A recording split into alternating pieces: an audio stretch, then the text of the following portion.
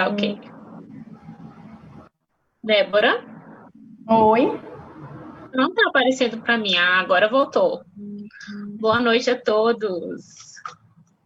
boa noite. Acho que a gente já está ao vivo aqui, né? Já. Aconteceram probleminhas técnicos aí, mas a gente conseguiu entrar. Hoje vamos falar de um assunto muito importante sobre a Lei Maria da Penha e sobre os canais de atendimento para mulheres vítimas de violência. Então, vamos falar desse assunto que, infelizmente, tem aumentado agora na pandemia, né, na quarentena, tem aumentado o número de mulheres que estão sofrendo violência doméstica. Gostaria que a minha amiga Tatiane, doutora Tatiane, advogada, continuasse a falar sobre o nosso tema de hoje, fazendo uma breve introdução. Boa noite a todos. Primeiro quero agradecer por estar aqui participando junto com a Débora, a doutora Débora, minha colega. Falar que é um prazer estar aqui contigo. A gente já trabalhou, nem éramos advogadas ainda e trabalhamos juntas. E olha que coincidência, né? Hoje estamos aqui podendo compartilhar um pouco do nosso conhecimento. Primeiro, agradecer a presidente da Comissão da Mulher Advogada, a doutora Caroline Monteiro, e também a nossa vice-presidente, Glória Cris Gordon, pela oportunidade em estarmos aqui falando sobre o assunto. Bom, a violência doméstica é um tema que parece ser muito debatido, né? A gente tanto escuta falar, mas cada vez mais a gente vê a necessidade de continuarmos em falar. Né? Agora, na pandemia, principalmente, os números são assustadoramente altos, aumentaram, assim, que não tem nem como, né, explicar. A gente que deveria estar numa condição de conforto e segurança por estarmos dentro do nosso lar. Infelizmente, para as mulheres não é o que acontece, porque enquanto elas estão no lar, a probabilidade dela estar com o agressor direto dela é ainda maior, haja vista esse agressor, na grande maioria, ser pessoas da própria família, né? O marido, o filho, um tio, um avô, enfim.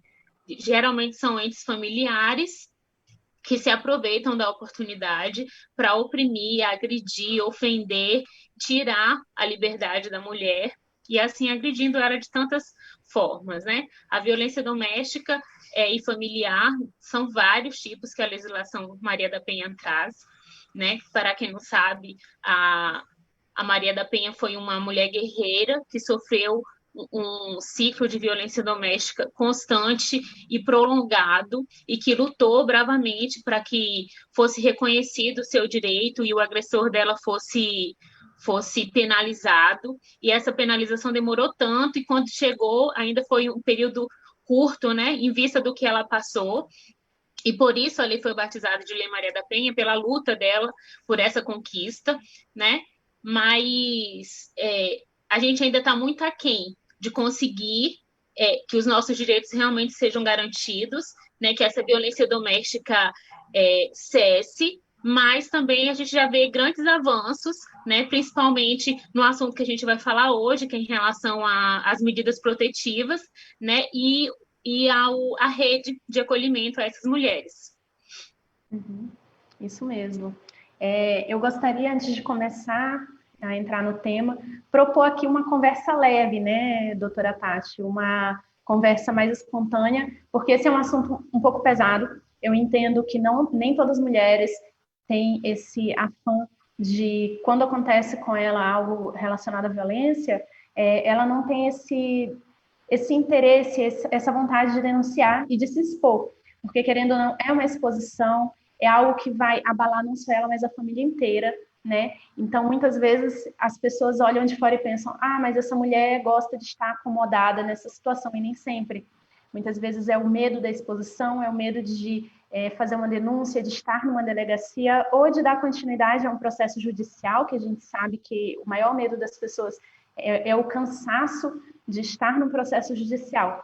Então, assim, vamos propor aqui uma conversa mais leve, um diálogo mesmo, e ao final vamos conduzir essa live para falar dos canais de atendimento a essas mulheres que estão sofrendo violência.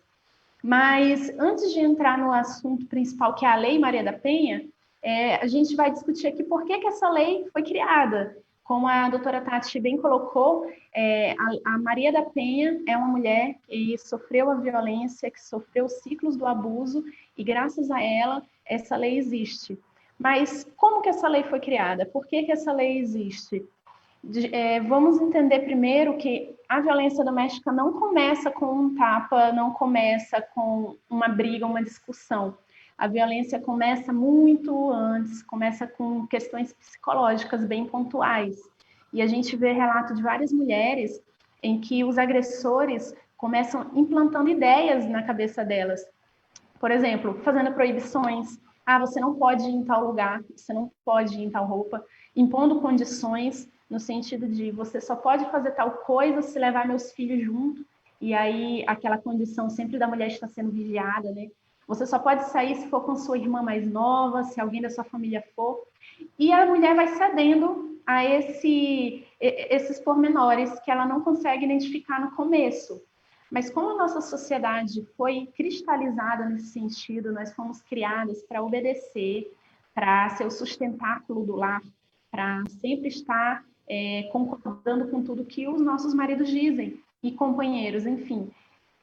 Nós não fomos criadas para questionar isso, porque lembra quando a gente é criança e a gente bagunça, faz alguma coisa, nossos pais vêm com um cinto para bater, a criança já fala assim, mais pai, ou então mais mãe. Aí a mãe faz o quê? Mais nada, você vai apanhar, não tem direito nem a se defender. Cala a boca.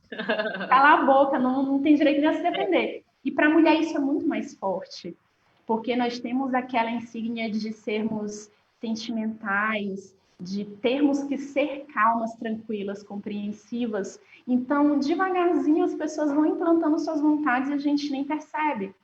E aí nós estamos diante de um quadro de relacionamento abusivo que nos últimos 2 anos tem sido escancarado pela mídia, principalmente pelas redes sociais, porque com o boom da internet, as mulheres começaram a expor o que estavam vivendo dentro de casa.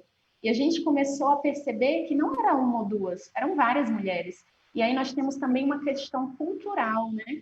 Que existem muito mais casos de feminicídios, porque se matam muito mais mulheres do que homens, nesse caso de companheiro e companheira. E quando a gente fala desse assunto, eu acho engraçado. Sempre tem alguém para dizer, mas tal mulher matou o marido, mas tal mulher também cometeu um crime. Mas você vê que é um caso em 1 milhão. Você não consegue demonstrar números que ultrapassem os dados de 2018 e 2019, que têm sido alarmantes, né? E agora muito mais nessa pandemia. Então, voltando a falar desse assunto do relacionamento abusivo, tudo começa bem devagar. Então, a mulher não vai percebendo que ela está ali dentro de um relacionamento que está se instalando. Tá me ouvindo bem, Tati? Será que o pessoal está me ouvindo? Que está se instalando. Ai, que bom. Se instalando como um relacionamento abusivo. A partir dessas ideias da questão psicológica, vem as agressões verbais bem sutis. E aí é um relacionamento que, às vezes, é muito rápido. Em questão de meses, a mulher começa a passar por isso, mas nem sempre muitas mulheres começam a passar por isso após o casamento, né? Muitos agressores começam a manifestar a sua forma agressiva de ser depois de muito tempo. E, infelizmente, é o que mais dificulta a mulher procurar ajuda, porque ela não sabia daquilo no começo. E, muitas vezes, depois que ele começa a manifestar os sinais, ele já tem filhos, ou ela está grávida. E aí ela pensa, tá certo, porque é assim mesmo um casamento. Daí ela compartilha com uma tia, uma sogra, uma vizinha, e todo mundo tem relatos parecidos, e a pessoa acaba pensando que é normal o que está acontecendo dentro dela e dentro da casa dela, quando na verdade não é. Então, nós vemos que vem a violência psicológica, né, com atitudes bem sutis, e aí começam as agressões verbais, que as pessoas acham até normal na questão briga de casal. Sempre quando um cara agride uma mulher verbalmente, a pessoa meio que passa pano pro homem, né? Mas ele fez isso porque ele tá com raiva. É porque o homem nervoso é assim mesmo, xinga.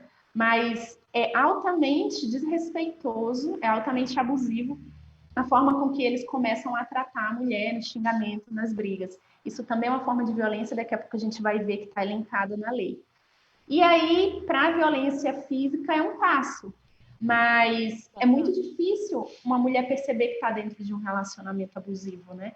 Porque se fosse fácil, ninguém entrava. Se ela marcasse um primeiro encontro com o cara e ali ele já demonstrasse o machismo escancarado e a agressividade, ela não ia para o segundo encontro, ela não ia para o casamento, ela não ia morar com ele. Então, infelizmente, estamos fadadas a julgar as mulheres que estão dentro de um relacionamento abusivo porque a gente não entende como é difícil. Foi todo um processo psicológico, né?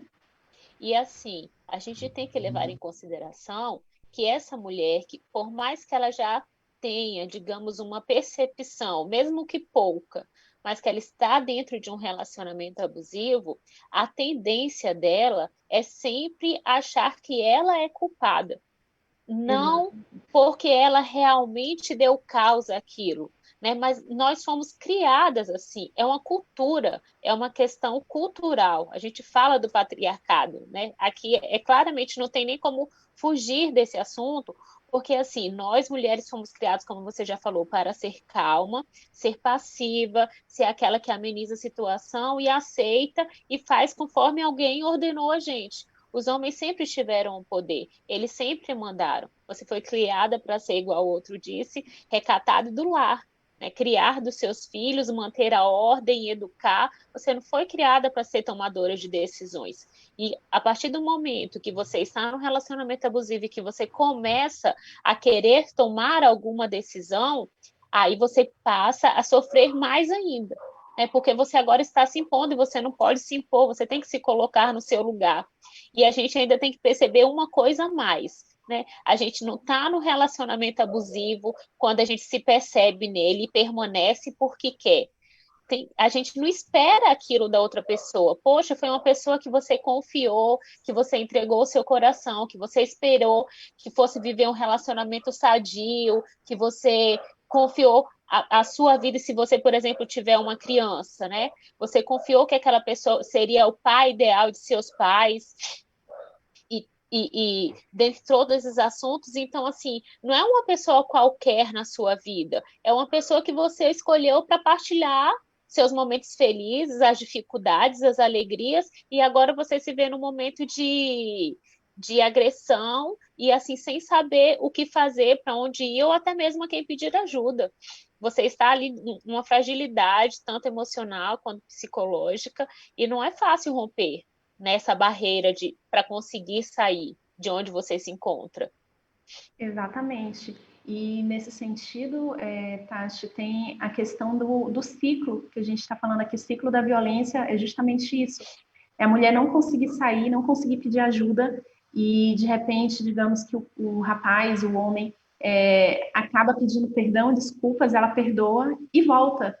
Aí ele faz de novo, aí ela fica triste, aí pensa em terminar, aí ele pede perdão de novo, aí ela volta de novo e vai o ciclo. No dia que ela realmente tenta se impor, como a doutora Tati disse, quando a mulher tenta se impor, o que acontece? Ele busca outra forma de manipulação.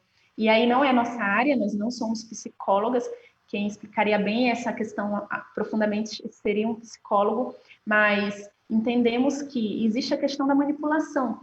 E aí o homem descobre outra forma de manipular para que essa mulher volte para ele de novo. Seja chorando, seja ameaçando, seja dizendo que vai divulgar fotos dela, vídeos íntimos, seja colocando crianças no meio da história, dizendo que vai roubar os filhos, roubar, entre aspas, os filhos dela, que ela vai perder a guarda.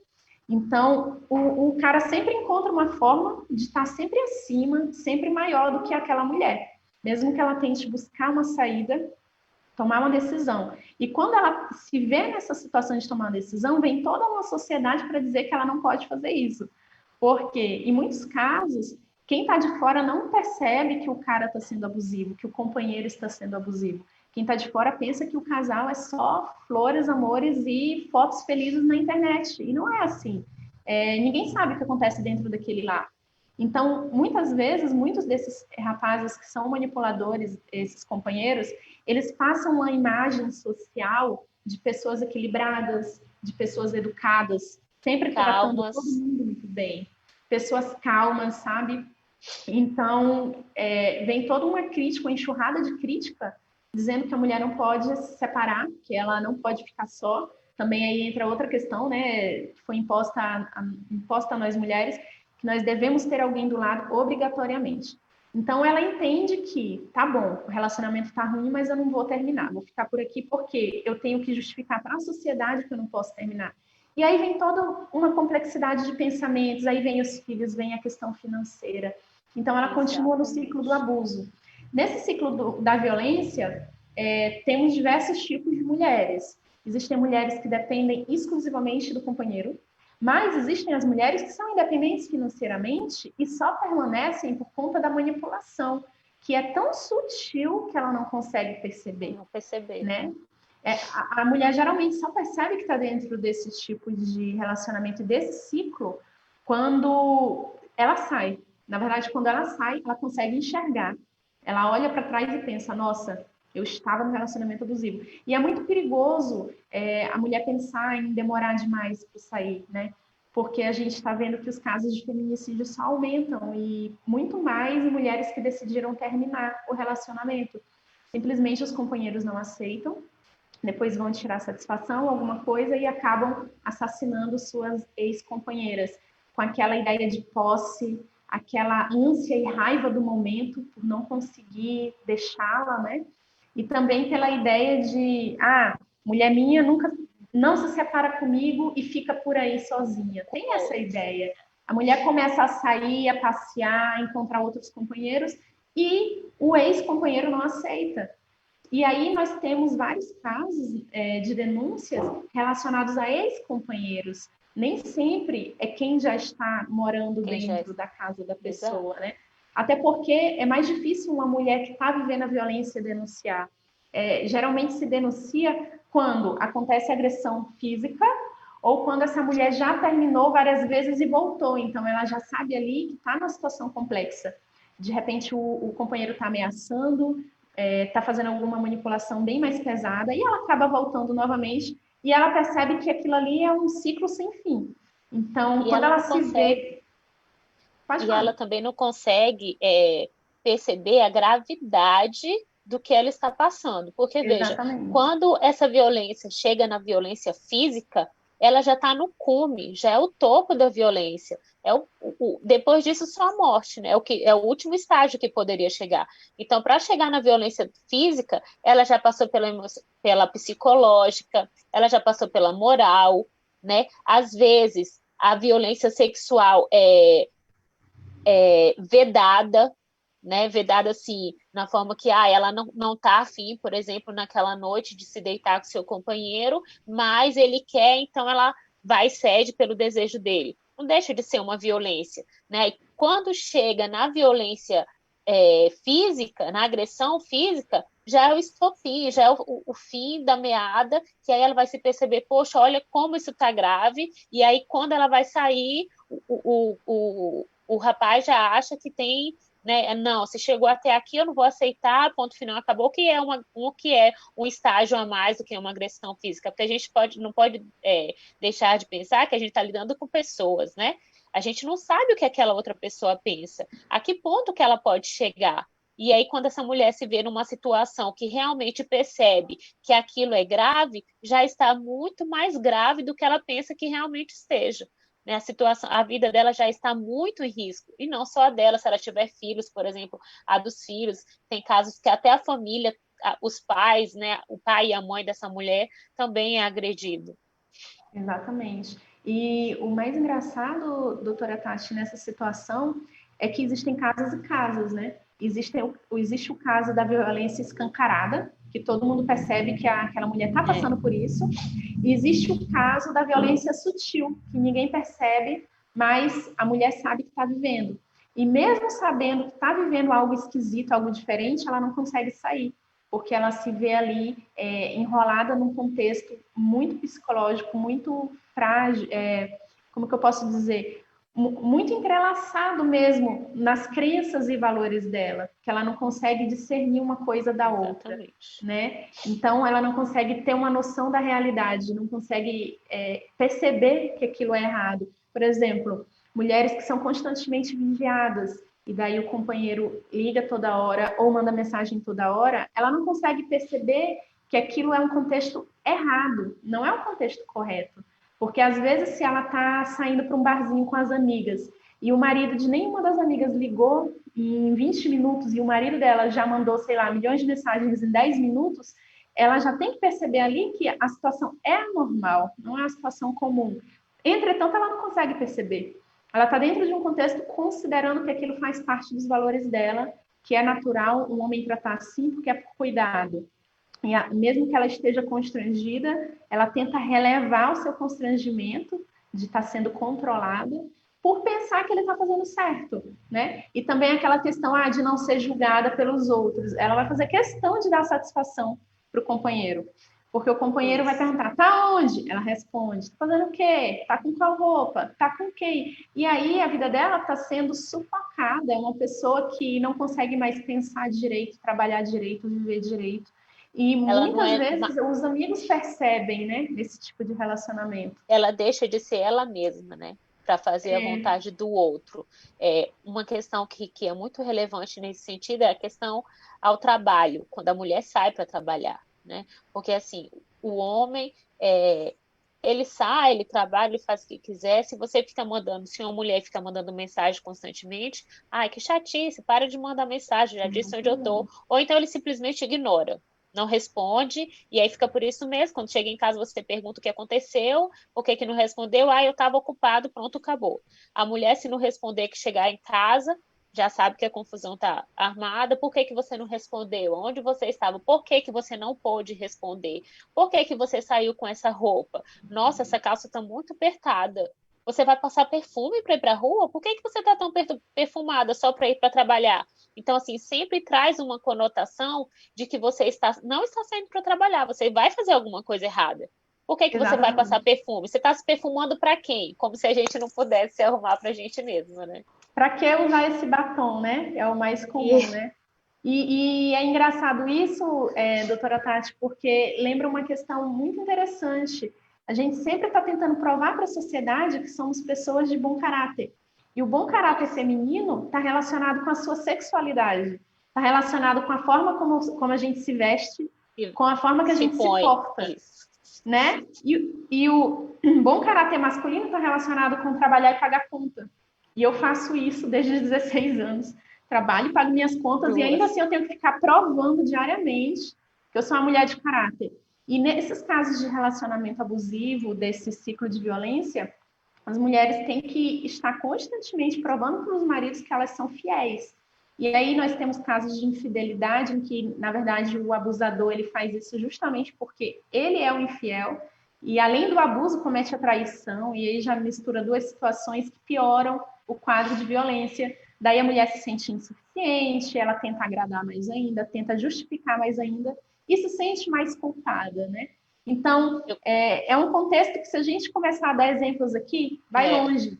E aí, só para encerrar esse pedaço da fala, eu me lembro de uma questão bem interessante que você falou, quando o companheiro começa a controlar muito. Daí, às vezes, a mulher está se impondo, não, eu vou fazer o que eu quero, porque a vida é minha e tal. Beleza. Ele começa a concordar, mas é outra forma de manipulação, porque ele começa a concordar em ela usar a cor do batom que ela quiser, cortar o cabelo do jeito que quiser, usar o tipo de vestido que quiser, mas está sutilmente prendendo ela em outras coisas, ameaçando ela sutilmente em outras esferas da vida dela, que ela não se dá conta.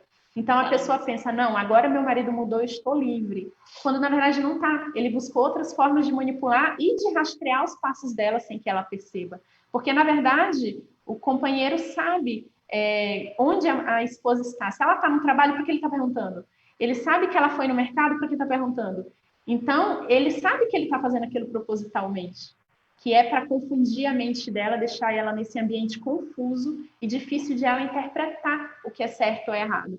Uma coisa que eu estava outro dia vendo numa live também é sobre isso. Uma mulher consegue perceber que tem algo errado no relacionamento quando a intuição dela diz, por exemplo, o marido está constantemente falando mal da mãe dela. E daí ela começa a achar isso comum. Mas depois de alguns meses ela começa a se afastar da mãe e a intuição diz, não, tem algo errado, não posso me afastar da minha mãe, é minha família e tudo mais. E ele faz isso propositalmente, porque afastando ela da mãe, que é o centro, né, que é a força, afastando das amigas, da família, ele vai conseguir minar a autoestima dela, a mente dela, mudar os valores dela. E ela não vai conseguir sair desse ciclo de violência. E aí a gente parte, E, que a esse gente é um vai falar. comportamento padrão de um agressor, né? É padrão. Querer afastar a mulher das amizades, da família, de conhecidos. O ambiente de trabalho é só ali no trabalho, fora dali você não pode ter interação. Esse é um comportamento padrão. Por quê? Quanto menos pessoas ela interagir, quanto menos pessoas ela tiver a oportunidade de falar sobre a família, sobre como é a vivência dela, o dia a dia dela, menos ela vai ter conhecimento do que ela está vivendo. Eu costumo falar que conhecimento é poder, né? Conhecimento é Tudo que a poder. gente conhecimento é poder. A gente se empodera pelo que a gente sabe. A gente vai lutar, correr atrás do que a gente sabe. Se esse agressor está podando, cortando as asas, limitando os caminhos dessa mulher, ele está deixando essa mulher debaixo de suas asas. Ele está fazendo com que essa mulher seja manipulada por ele cada vez mais, porque ela está alheia ao mundo, ela está isolada. A tendência é isolá-la cada vez mais. E aí ela vai ficando deprimida, e ela não vai ter mais forças. Como que essa mulher ela vai se agarrar em quem para sair de onde ela está? Então, é manipulação atrás de manipulação, né? Eu estava É vendo uma verdade. live esses dias falando que o agressor, a psicóloga falava bem assim, não se iluda. Existem diferentes tipos de agressores. Aquele que tem a doença mesmo, a questão psicológica, e aquele que ele é agressor porque ele é mau caráter, né? E eles ambos sabem o que estão fazendo. Não em uma intensidade maior ou menor, mas eles têm Exatamente. consciência do objetivo, aonde eles querem chegar, qual é a finalidade daquela conduta que ele está tendo com aquela mulher. Ele tem ciência. Então, assim, a mulher, enquanto vítima, ela pode estar sendo enganada, sim. Agora, o homem não. Ele não é um príncipe encantado que está ali sem querer, pisou na bola. Não, ele tem consciência do que ele está fazendo. Isso é verdade. Então, essa situação me lembra outra coisa, doutora Tati. Me lembra que 40% dos casos de violência contra a mulher acontecem com pessoas de igrejas evangélicas. E foi uma pesquisa feita justamente em empresas evangélicas, né? Empresas não, igrejas evangélicas, não querendo censurar qualquer tipo de religião, mas é um absurdo que quase 50% dos casos de violência seja no ambiente religioso, porque deveria ser ao contrário, né? Pessoas que conhecem a Bíblia sabem da passagem que a mulher, que Deus, que Jesus ama a igreja, então o homem tem que amar a mulher tal como Jesus ama a igreja. É uma passagem bíblica, me corrija se eu estiver errada. Então, imagino que jamais Jesus trataria uma mulher com tamanha violência e agressividade como os homens fazem. Inclusive, é interessante perceber esses dados sobre a religião, porque, infelizmente, a maioria de casos de mulheres que voltam para os seus companheiros ou que temem terminar um relacionamento pertencem a alguma seita religiosa, algum ciclo religioso. Por quê? Dentro dessas casas se dissemina a ideia de que você deve casar uma vez só e ficar com esse companheiro para o resto da vida. Porque se você E ser separar, é um submissa. adultério. A questão da submissão também, muito mal interpretada. E se você separa, é adultério. E se você separa, a culpa é sua. E se você separa, seus filhos vão ficar como? Você vai ser uma péssima mãe. Então, é constantemente ela sendo minada dos dois lados. E eu já vi muitos relatos de pastores que ajudam a mulher a permanecer naquele ciclo. Porque eles dizem que, entre aspas, o demônio está dentro do companheiro, o demônio faz isso, o demônio faz aquilo. Mas e aí? A mulher não vai resolver tudo orando. E daí já vi relatos reais, casos reais de pessoas que foram se consultar com um pastor, e o pastor contribuiu para que continuasse o relacionamento, porque se ela não orasse pelo companheiro, a culpa ia ser dela, porque a casa depende dela, tudo depende dela. Então é todo um peso social, religioso, todo um peso jogado em cima dessa mulher e um peso psicológico, né? Ô, Então é doutora muito Débora, difícil falar. e assim, é um ponto polêmico de se tocar, mas importante. E o que a gente observa, o que eu observo na minha prática no dia a dia, é a omissão.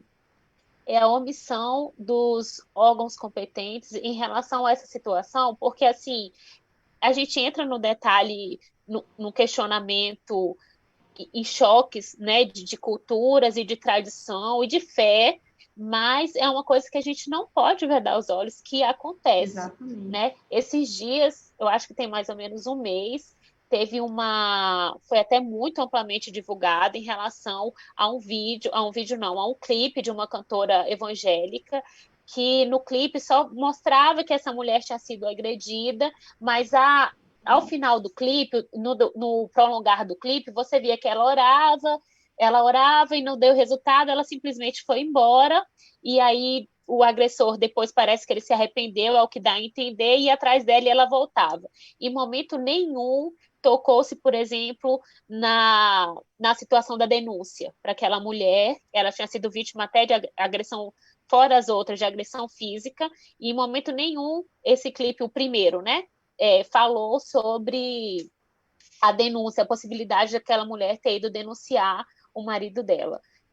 E eu fiz até um videozinho curto falando do que eu queria conversar com a minha filha. Eu tenho uma filha, eles são evangélicos há muito tempo, eu também já fui evangélica, e eu fiquei pensando em como retratar a ela um assunto que é tão complicado, até para a gente falar que é um pouco desconfortante, porque a gente se vê como mulher, enquanto tiver outra sendo agredida, a gente também vai estar sendo agredida, né? Exatamente. É a questão da dororidade, a gente sente a dor daquela mulher. A gente também se passou por isso, ou espere em Deus que as que não passaram não passem, né? Mas a gente sempre vai sentir a dor da outra. E eu queria explicar para ela exatamente uma passagem que fala assim, que a mulher sabe edifica a sua casa.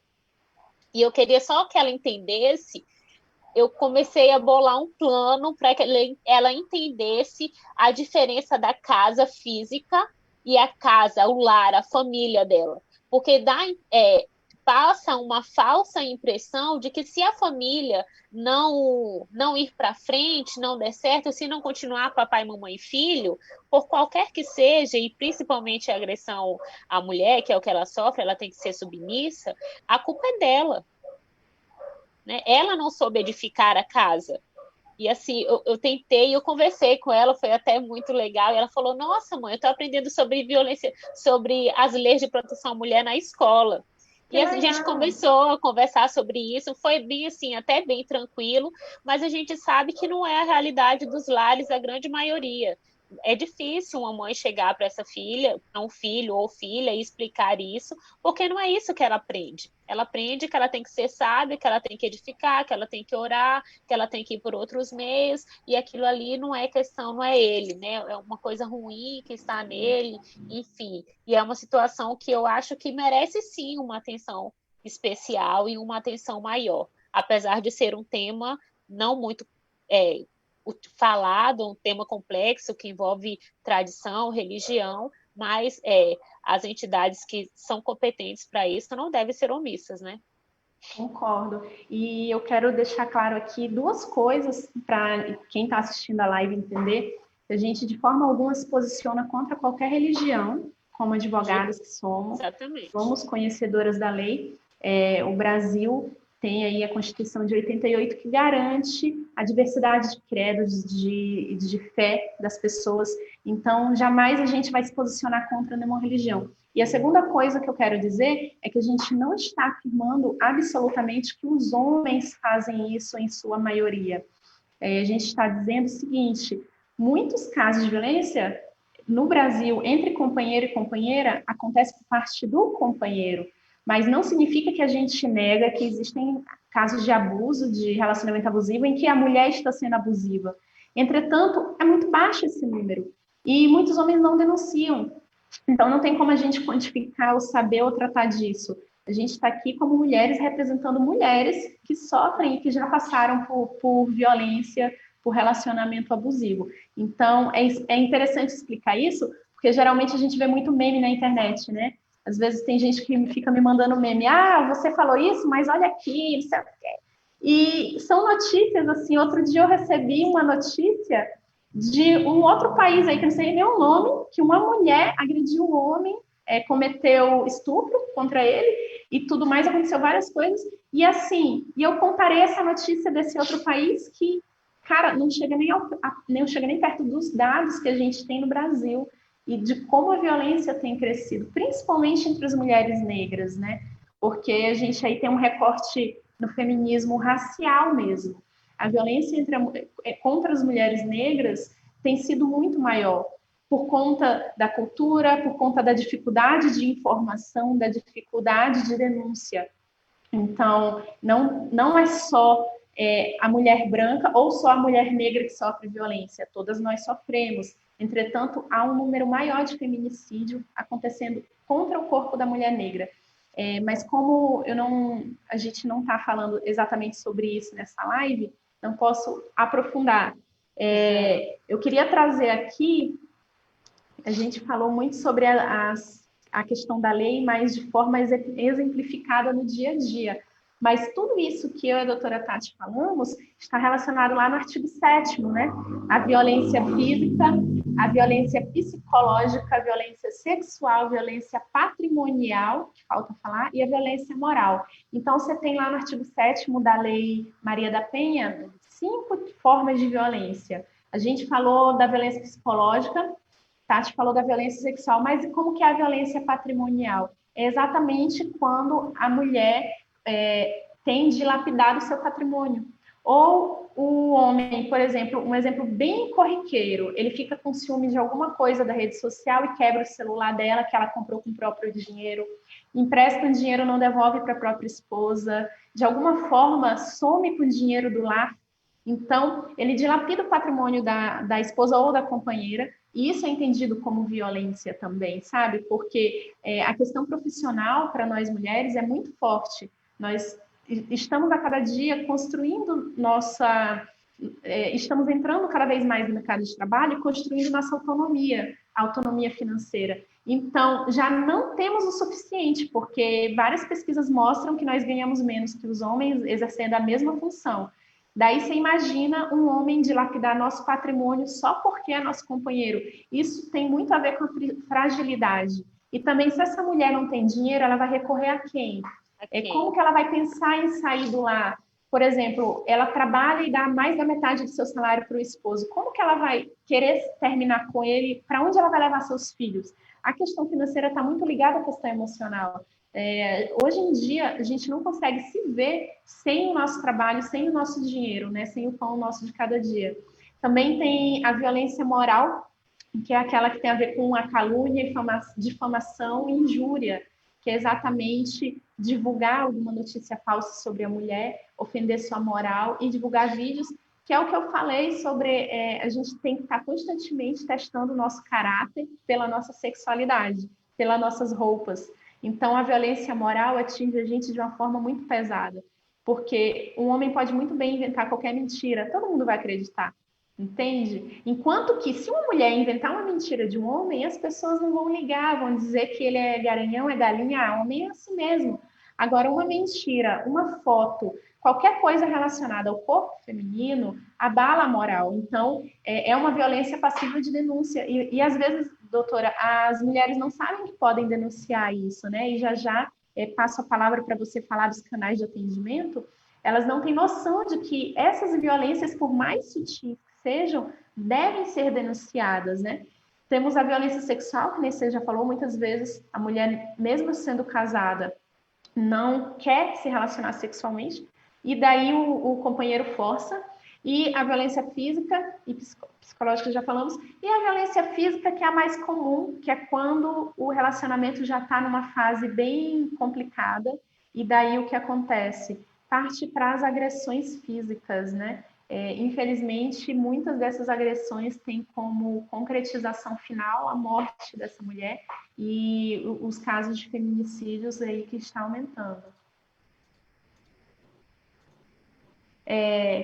Doutora Tati, vamos falar agora um pouco sobre os canais de atendimento da Lei Maria da Penha, como que a mulher pode buscar ajuda caso ela queira ou caso ela se encontre nessa situação. Como que a gente pode fortalecer aí essas informações? Lá no artigo 8º da Lei Maria da Penha, ela traz que os entes federativos, né, os estados, os municípios, a União, o Distrito Federal e entidades não governamentais devem articular políticas públicas de maneira integrada, com a intenção de coibir, prevenir, prestar assistência e prestar proteção às mulheres. Então, assim, todos esses devem agir conjuntamente, não é separado, né? E é isso que nós temos. Aqui em Porto Velho, que é o nosso tema, falar especificamente aqui em Porto Velho, a rede de enfrentamento à violência doméstica e familiar chama-se Rede Lilás. Vou falar que todas as entidades que fazem parte dela, tá, dessa rede, que é o Ministério Público, através da 35ª, 36ª e 37ª Promotoria, o Juizado de Violência Doméstica, a Defensoria Pública, através do Núcleo de Promoção e Defesa da Mulher, que é o NUDEM, a Polícia Militar, através da Patrulha Maria da Penha, a Secretaria de Estado e Defesa de Segurança e Cidadania, que é a SESDEC, o Tribunal de Contas do Estado, a Secretaria de Saúde, a Secretaria do Estado de Assistência Social, a Secretaria Municipal de Saúde, que é a SEMUSA, a Secretaria Municipal de Assistência Social e Família, que é a SEMASF, aí na figura do CREAS Mulher, e da Unidade de Acolhimento a Mulheres Vítimas de Violência Doméstica. Essa rede Lilás, ela se divide em dois momentos, que é o momento de enfrentamento e o momento de atendimento. As entidades que fazem parte do momento de enfrentamento são o Tribunal de Contas, a SESDEC e o SESC, a Secretaria do Estado de Assistência Social. Todas as outras é o momento de atendimento. No âmbito municipal, quem tem um departamento de políticas públicas para as mulheres é a SEMASF, que é a Secretaria de Assistência Social e Familiar, né, do município. A finalidade é promover ações que busquem a equidade e a inclusão das mulheres, né, respeitando sempre a diversidade e buscando o empoderamento dessas mulheres vítimas de violência. As atividades visam a superação da violência, o empoderamento da mulher e a valorização dessa mulher enquanto gênero mesmo, né, do gênero feminino. No âmbito da SEMASF, que a gente falou, tem o CREAS Mulher e a Unidade de Acolhimento, né, a Casa de Acolhimento às Mulheres Vítimas de Violência. O CREAS, ele busca a valorização e a promoção da autoestima e cidadania das mulheres e ainda é o meio de prevenção à violência. Ele tem atendimento diário, de segunda a sexta-feira, de 8 às 18 horas, ininterruptos, na hora do almoço não para. Após esse horário, aí tem o plantão social. O plantão social ele é no atendimento, né, depois das 18, no caso, no período da madrugada, e aos finais de semana e feriado, através de um número 0800. Então, durante a semana, se não tiver acesso ao CREAS, entre 8 e 18 horas, você pode estar ligando no CREAS, que lá você vai ter a mulher vai ter o atendimento, e passou desse horário, finais de semana e feriado, tem o plantão social através do 0800, que ela também vai ser atendida, tem uma equipe também técnica, especializada e pronta para atender essa mulher. No CREAS, tem um atendimento psicológico, o atendimento social e o atendimento jurídico. Tem que deixar claro que esse atendimento é um atendimento integrado, um atendimento que a gente fala psicossocial e jurídico, no sentido de dar direcionamento, de dar esclarecimentos a essas mulheres vítimas de violência. Então, lá vai ser feito o primeiro contato com essa mulher. No atendimento psicológico, a psicóloga vai conversar com ela, vai explicar o ciclo da violência, vai buscar com que ela enxergue, se visualize nesse ciclo de violência e, a depender do caso, se ela necessitar, se essa técnica verificar que ela necessita de um atendimento prolongado psicológico, aí ela vai ser encaminhado para uma clínica psicológica, né, para ela poder ter o restante desse acompanhamento, o prolongamento, a continuidade desse atendimento. Na questão do atendimento social, ela vai ser atendida e verificando que ela se encaixa dentro de algum programa social, ela vai ser direcionada para esses programas. E o atendimento jurídico, ela vai ali receber as primeiras orientações jurídicas acerca do caso pessoal dela, principalmente em relação à guarda dos filhos, à divisão de bens, a divórcio, e a pensão alimentícia, que também tem tanto para ela, né, se for o caso, como para os filhos dela, e vai ser encaminhada para a Defensoria Pública para que ela seja acompanhada por um advogado público no restante do processo dela. Lá no CREAS tem uns brinquedos, geralmente, quando eu trabalho no CREAS, eu não falei antes, mas eu trabalho no CREAS, eu sou assessora jurídica lá, e lá tem os brinquedos, porque quando as demandatárias chegam com filhos, geralmente elas não são atendidas com eles, né? Até para não saber a questão da conversa, que a gente tem que saber no íntimo, né? O que está acontecendo. Então, para ele não ficar ali participando, alguma técnica, enquanto uma ou outra atende, ou a coordenadora também, o pessoal do administrativo, fica ali envolvendo aquela criança para poder passar o tempo e essa mãe poder ser realmente atendida com humanização e com mais atenção. É um espaço bem acolhedor, o nosso atendimento a gente procura ser ao máximo humanizado, né, humana com aquela mulher, porque ela já passa ali subjugada, né? Ela já chega ali fragilizada, todo mundo já apontou ela. O que a gente quer ali é só ajudar com que ela se enxergue nisso e saia daquela situação. Mas o que em relação ao CREAS? Ah, tá, onde ele fica? O CREAS fica ali ao lado da maternidade municipal, no prédiozinho rosa. Aí tem ali, o início da CEMUSA, né, que é atendimento da saúde, e no final, você indo direto, no caminho reto, a sala à esquerda é o CREAS Mulher, onde funciona, você não precisa a mulher não precisa ser encaminhada, tem sim os encaminhamentos, mas não necessariamente, ela pode ser uma demanda espontânea, que a gente fala, ela pode simplesmente chegar e falar que está sendo vítima de violência doméstica e familiar, e ela será atendida.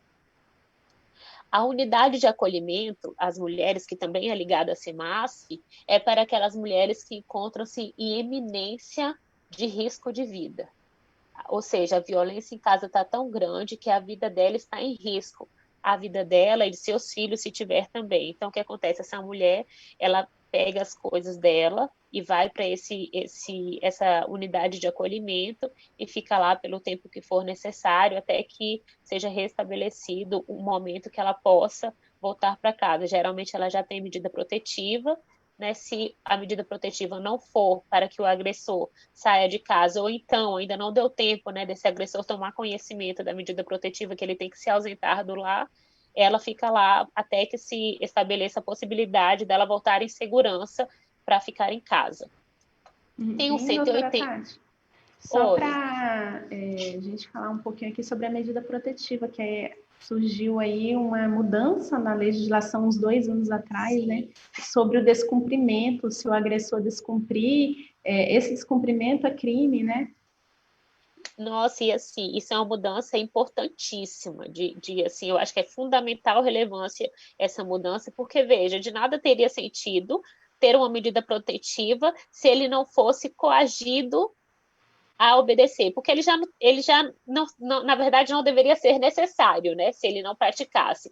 Mas como ele pratica, tem a medida protetiva, ele tem que ser coagido a obedecer, senão a medida protetiva, só por ter a medida protetiva, não faria sentido. E se ele não cumprisse, né, o que aconteceria? Nada. Não, hoje é crime, não obedecer medida protetiva é crime. Se eu não me engano, são de 3 meses a... Você pode me confirmar?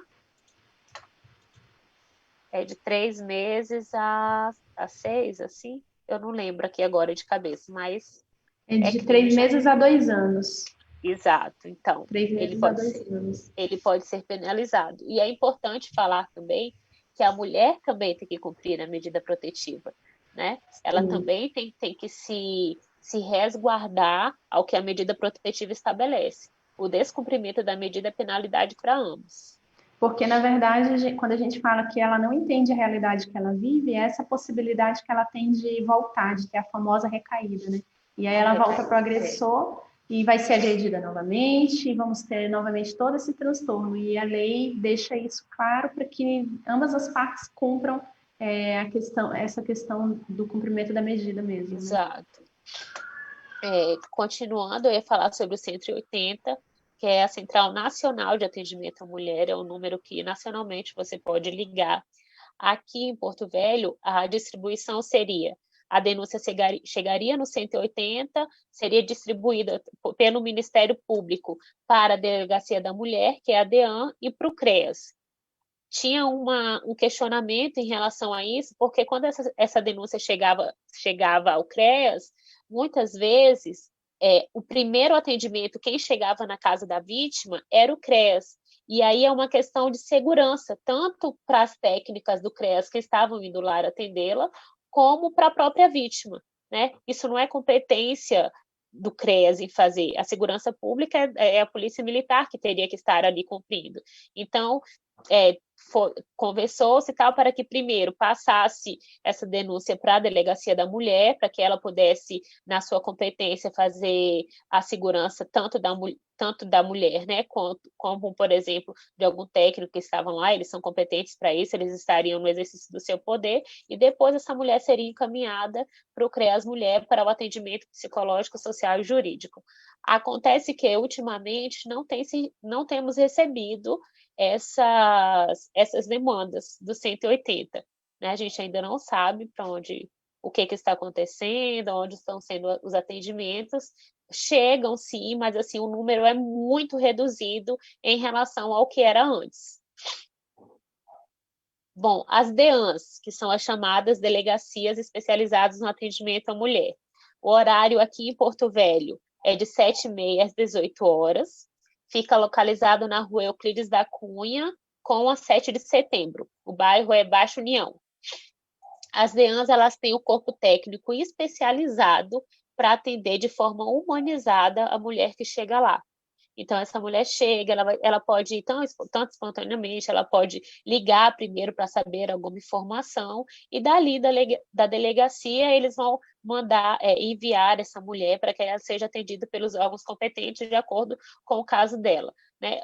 O caso investigativo em relação ao crime cometido nessa violência doméstica é de competência dela, da DEAN, e os posteriores atendimentos, cada órgão tem a sua competência e por isso que eles vão fazer o encaminhamento. Nas DEANs, como é que funciona também, tem a questão da Patrulha Maria da Penha. Qual é a função da Patrulha Maria da Penha? A Patrulha Maria da Penha, ela percorre o caminho da medida protetiva. Então, essa mulher que ela tem uma medida protetiva deferida, a Patrulha Maria da Penha vai estar fazendo esse patrulhamento, que é por isso o nome, esse patrulhamento de acompanhamento dessa mulher na sua residência. Já aconteceu casos também de ir ao trabalho dela, para verificar se essa medida está sendo cumprida, se o agressor não incomodou, não a importunou, não foi até a casa dela, né? Ou às vezes também, talvez eles reataram, estão morando juntos novamente, não tem por que essa medida estar em vigor. Também serve para isso. Então, a Patrulha Maria da Penha, ela fica em campo, ela está na rua constantemente para averiguar a situação da efetividade da medida protetiva. Tem o Ministério Público, né, que atua. No Ministério Público foi dividido, acho que recentemente, se eu não me engano, foi em 2018, que veio uma nova promotoria, que foi a promotoria do feminicídio. Então, hoje a gente tem a 35ª e a 36ª promotoria, que é em relação à violência doméstica, que trata os fatos ocorridos do Juizado de Violência Doméstica e Familiar contra a Mulher, e a Curadoria do Combate à Violência contra a Mulher, e a 37ª, que é a promotoria destinada especificamente para o feminicídio. Né? Como eu falei no início, não é só competência dos entes federativos, União, Estado, Município e Distrito Federal, mas também entidades não governamentais. E aqui em Porto Velho, nós temos a Associação Filhos do Boto, Nunca Mais, por exemplo. Associação Filhos do Boto Nunca Mais. Né? É uma associação sem fins lucrativos, onde os trabalhos são totalmente voluntários, e tem psicólogas, tem enfermeiros, tem advogados, tem assistentes sociais. elas promovem várias atividades, como rodas de conversa, questão ao trabalho feminino, ao empoderamento feminino, conversas para dar força a essa mulher, para fazer ela se enxergar no ciclo também, né? E quando elas observam um caso que necessita de acompanhamento, elas fazem esse caminhamento para as entidades e os órgãos competentes para que eles tomem as providências e acompanhem essa mulher para que ela consiga se restabelecer. Uhum. Tem a Comissão da Mulher, né, da Comissão da Mulher Advogada, atrelada à nossa OAB.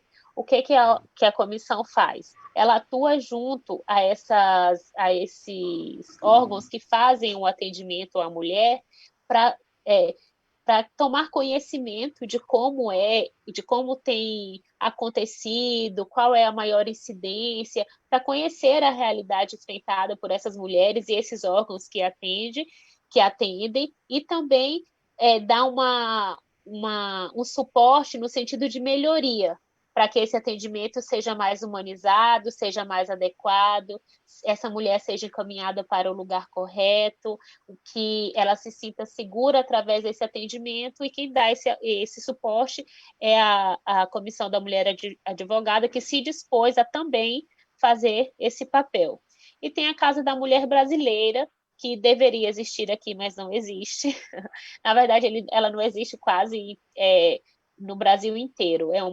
Ela está prevista na Lei Maria da Penha, seria uma casa, é como se fosse um espaço amplo de atendimento, onde ali se concentrariam todos os atendimentos a que a mulher necessita, no caso, o juizado especial, o Ministério Público, um CREAS, por exemplo, atendimento psicológico, social, jurídico, todo mundo ali junto, integrado, para que essa mulher não se expusesse, não ficasse indo de lá para cá. A delegacia também teria uma delegacia interna, mas o que acontece? Isso não foi instalado na maioria dos estados. Na verdade, pelas minhas pesquisas aqui, são 2 ou 3 estados que têm essa Casa da Mulher Brasileira.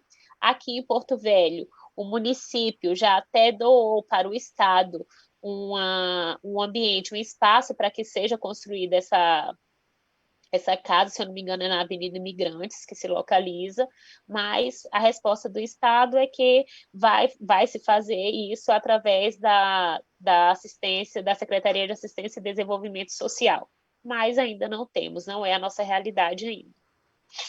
Então, assim, são vários os canais de atendimento para que essa mulher possa procurar ajuda, buscar um atendimento humanizado e conseguir romper esse ciclo e viver uma vida saudável, né? Que é acho que é o que a gente mais deseja. Verdade. E já está chegando ao finalzinho aqui da nossa live. Antes de finalizar, eu preciso falar uma realidade, né, sobre a questão das políticas públicas, porque em que pese a gente ter vários canais de atendimento, infelizmente nem sempre existe a possibilidade de atender a população como um todo, seja por falta da capacidade da própria política pública, seja por falta da política pública. Como a Tatiana disse, apesar de ter essa possibilidade de ter a Casa da Mulher Brasileira, que em Porto Velho não é uma realidade, né, doutora? E existem outras situações que acontecem no âmbito administrativo, seja municipal, estadual ou federal, que infelizmente, digamos que a gente não tem como mensurar se há culpados ou não. É apenas o sistema administrativo funcionando como sempre. Muitas vezes com poucos servidores para ajudar, muitas vezes a delegacia com poucos profissionais da polícia mesmo para prestar esse apoio. Mas, entre trancos e barrancos, eu quero dizer que é importante a gente procurar ajuda sim, porque eu acredito que se a nossa cultura fosse outra, se as mulheres se protegessem mais no sentido de ir atrás dessas ajudas para proteger sua integridade física contra esses abusos, nós teríamos um corpo muito mais forte de atendimento, né? Porque, infelizmente, eu já ouvi de vários profissionais, seja da polícia, seja de outras áreas, dizerem que a sua frustração é ver que a mulher que ele atendeu voltou para o agressor.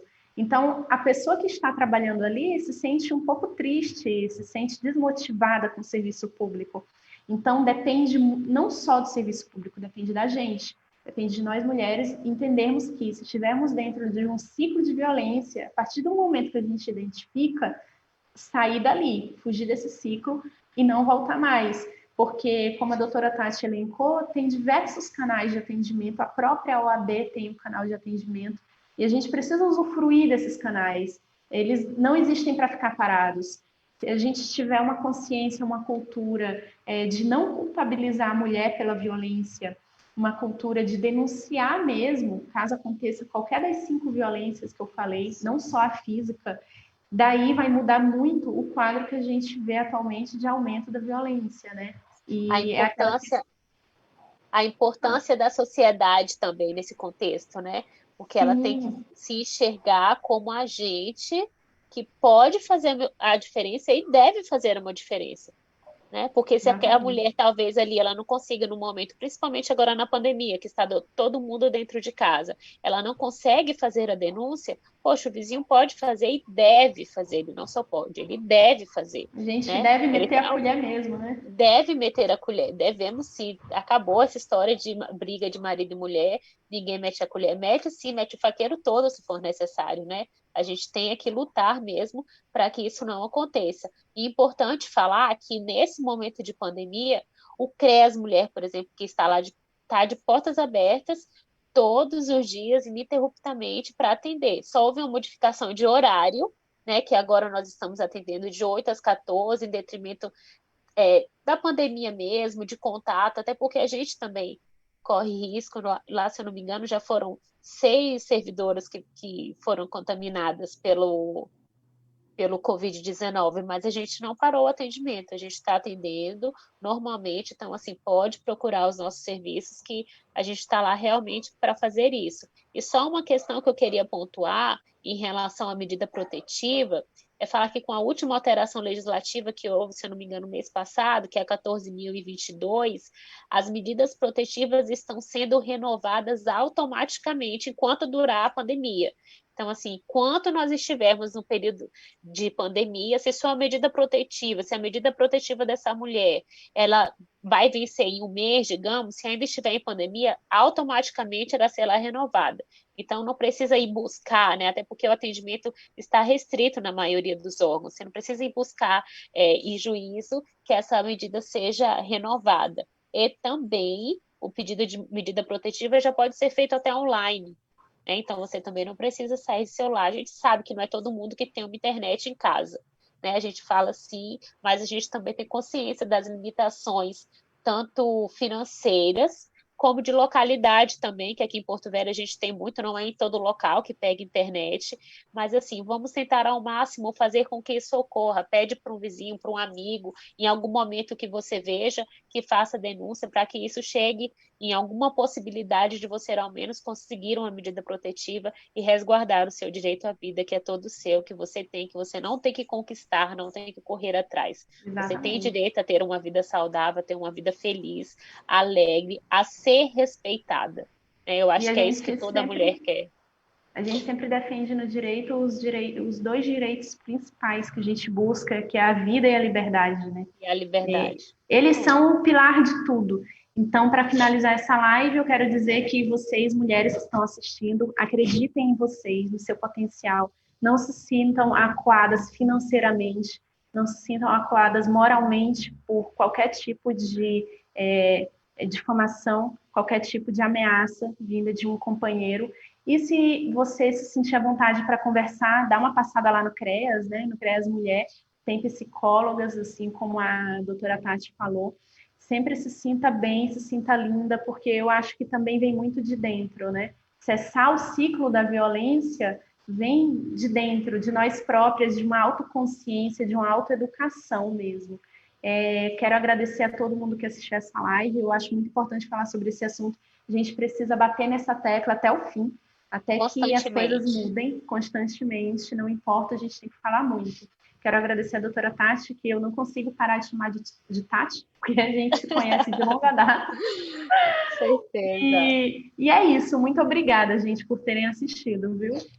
Obrigada a todo mundo. Eu que sou agradecida de estar aqui com você. Você, eu já te disse, a gente conversou essa semana, eu te disse que você é referência. Eu tenho muito orgulho de falar que eu trabalhei com você. E, assim, apesar que a gente nem tinha, né, tanta proximidade no trabalho, mas ali era um ambiente tão pequeno, né? Então a gente tinha que estar ali constantemente, olha onde a gente está agora. Eu fico muito feliz por sua evolução, pela minha também enquanto pessoa, e por podermos hoje estar aqui compartilhando conhecimento e convocando a tantas mulheres para se empoderar, do mesmo jeito que a gente conseguiu se empoderar, que a gente sabe disso, né? Convidar você, mulher, também, para fazer parte do mundo que é seu, que ninguém limita, que você tem direitos, que você tem obrigações sim, mas você também tem direitos. Então, sinta-se feliz, sinta-se à vontade, conquiste o seu lugar no mundo, saia de onde você está. É isso mesmo. Obrigada, viu, doutora Tati? Obrigada. Tchau, Tchau. gente. Boa noite. Boa noite.